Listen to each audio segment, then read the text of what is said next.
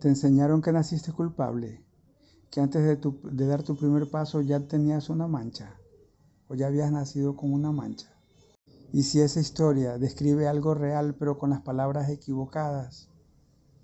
A mí también me enseñaron a cargar con esa culpa, sin entender de qué se trataba en realidad. Solo sabía que ya nacía mal. Durante siglos se enseñó que esa culpa venía de una fruta, de un jardín, de una desobediencia ancestral.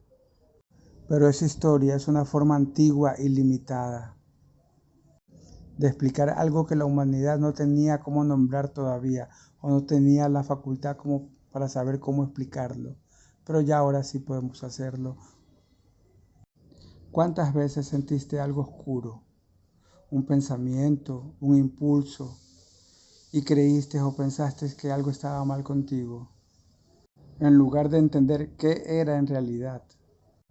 No naciste con una mancha moral, naciste con una red compartida. Ya Jung hablaba de esa red, un campo de conciencia colectiva que guarda toda la experiencia humana, la luz y la oscuridad, la sabiduría y el trauma que toda la humanidad ha generado desde el origen. Como una memoria, lo mismo que el alma, son memorias. Lo que se va al cielo es el espíritu, el alma son memorias y eso se conserva en el akáshico o en la red colectiva de conciencia. Esa red no te hace culpable, te hace parte de algo más grande. Y de ahí, de ese mismo campo, es de donde proviene toda la información que luego interpretas como intuición, como corazonada, como voz. El problema fue que te enseñaron a temerle a esa conexión y no a saber cómo leerla. Ya sabes, porque no conviene algunas veces. Aprende a discernir qué parte de esa red estás canalizando. ¿Qué pasaría si dejaras de ver esa red con culpa y empezaras a verla como acceso?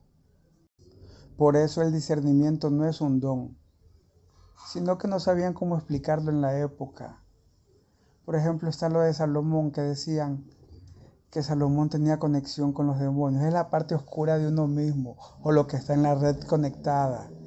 Carl Jung ya lo nombró como individuación muchos años después, pero por supuesto en la época de que se escribió la Biblia o hace miles de años, ellos no tenían toda esta información, todos estos estudios que tenemos ahora para poder entender todos esos procesos mentales, cómo ocurren.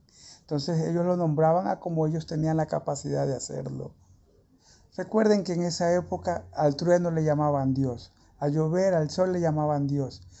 Era una forma de poder explicar de dónde salía, cuál era la causa, por qué provenían. Imagínense en la tierra sin saber cómo aparecieron ahí o por qué un trueno suena y te asusta.